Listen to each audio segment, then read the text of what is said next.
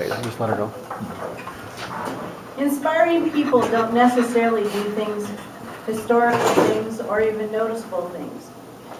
In Project 10, Inspire Your Audience, from the Competent Communicator Manual, Lloyd Smith will be telling a story of a person who saw himself as average, but who was not. Lloyd Smith's 100th manual speech, Roy Kansky. Roy,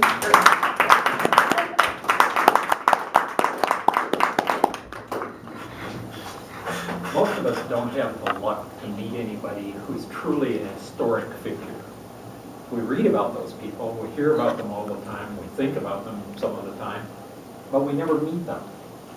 And I'm no exception to that. I've never met a historic figure either. However, met a Toastmaster, fellow Toastmasters. I have met an inspirational person, several of them in fact, and tonight I'd like to tell you about one of the most inspirational, Roy Kansky. I'll bet that's a name none of you have ever heard before. Heard about that? yes. Well, it goes without saying then that he was a nobody. And in a sense, that's true. He's not a historical figure, not even a significant figure, really, to most people.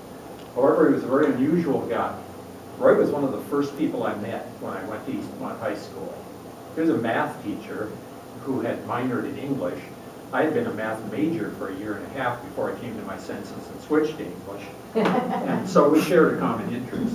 There's an area where math and English overlap, and in that area, it's a place where word games and puzzles of all kinds reside.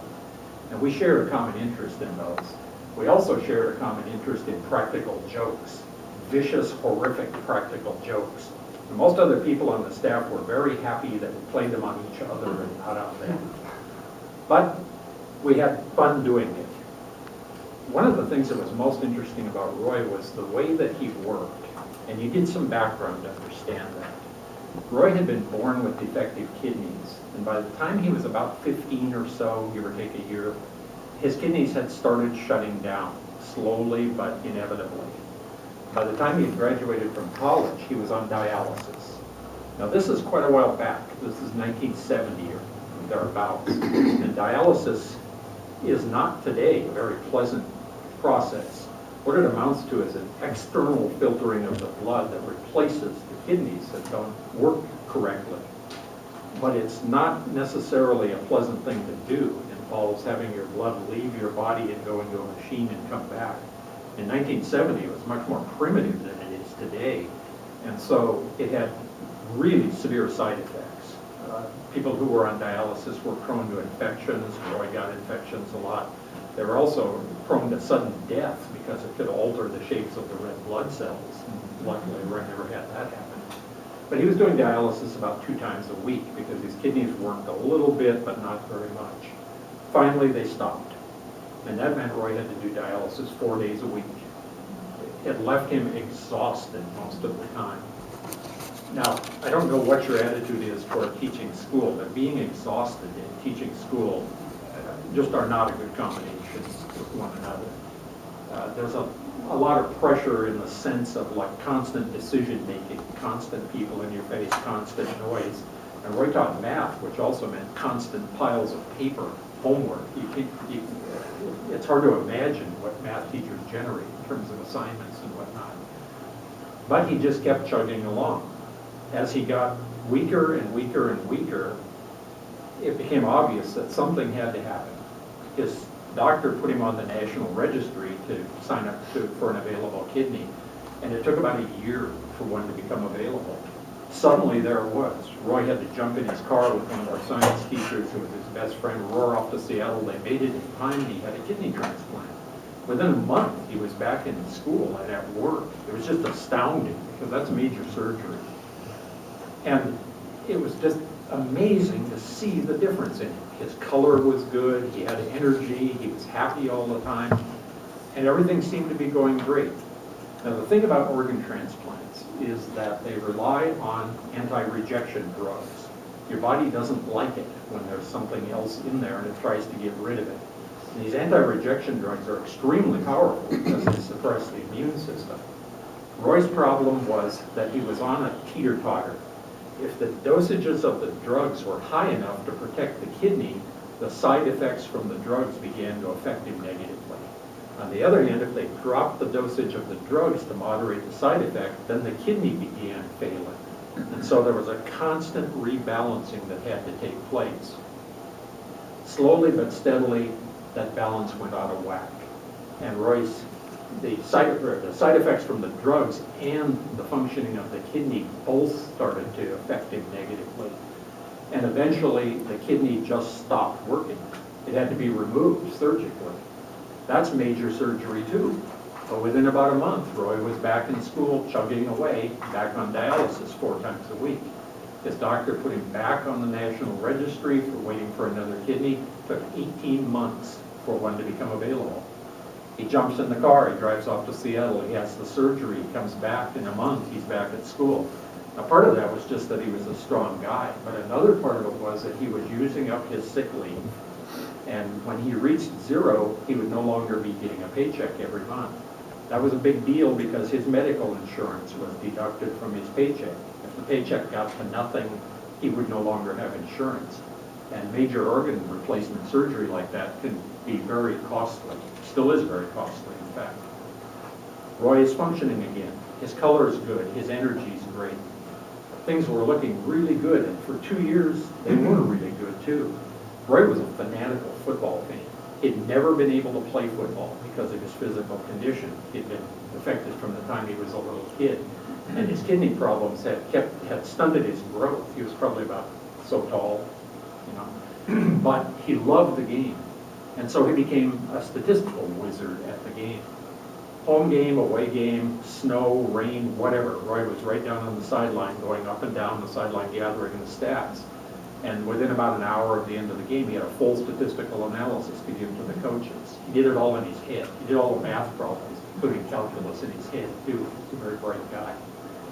Well, one day, suddenly, he doesn't feel good. He goes to the doctor. It turns out that the second kidney is starting to reject. Now, here's the thing about organ transplants. When they reject, they can be redone, but each time it becomes harder to redo them. It becomes harder to make all the connections and whatnot. And that's partially because your immune system starts getting better at defending against outside invasions. It realizes, you know, we've had 2 of these now. I didn't like either one of them. I'm going to make it harder for the 3rd one. Where it goes back on the list. He goes back on dialysis a couple times a week. And then one day, suddenly, the second kidney just stopped. Now, that was a medical emergency. Roy ended up in the hospital. The damage that had been done by the anti-rejection drugs by that time had permanently harmed his body. Specifically, he was given a steroid called prednisone.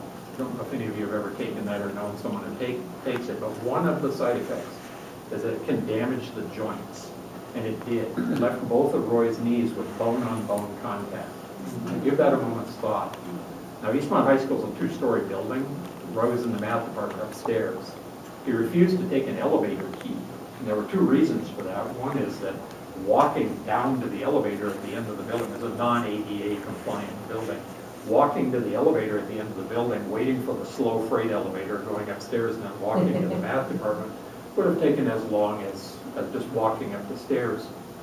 So every day, 2 or 3 times a day, this guy with bone-on-bone knees would walk up the stairs and walk back down, because that's where the main office was. It was just astounding to see it. The one thing we never saw was a complaint. Roy didn't complain. He had a lot to complain about. Everybody else complained. You know, there's a pride of lions and a school of fish. There's a grumble of teachers. It's just a fact of life. And Roy did not complain about anything. He was also an exceptionally gifted teacher. He's one of those guys who had the intelligence and the willingness and the creativity to explain something over and over and over if somebody didn't get it. And there are lots of things in math that kids don't get. Well, if a kid wanted to learn, Roy would talk to that kid as long as it took to make him get it. Hours if need be. He kept doing that the whole time he was sick. Finally, one day, my wife got a call at work. She was the district's payroll officer, and Roy wanted us to visit him in the hospital on a Friday evening to talk about insurance issues and figure out whether he could go on disability retirement and whatnot. And we did, and he looked great. And Roy and my wife worked things out. We went home, thought, wow, you know, he actually looks pretty good for a guy who's terminally ill. And it turned out that terminally ill was true, because at about midnight he died. Now, what about now? Does anyone remember this guy? Yeah, probably some of his former students remember him, but there's nothing named after him. There are no parks, no buildings, no nothing named after him. But I think that illustrates the point that I'm really trying to make.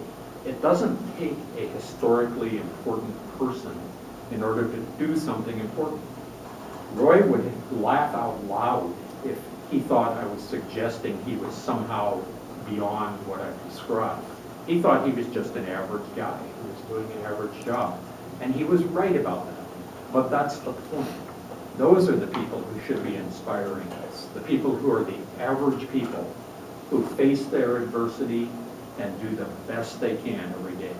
And that's why Roy Kansky is one of the most inspirational persons that I've known. And one of the reasons why I always tried to go to work no matter how I felt, because I knew I didn't feel like he felt.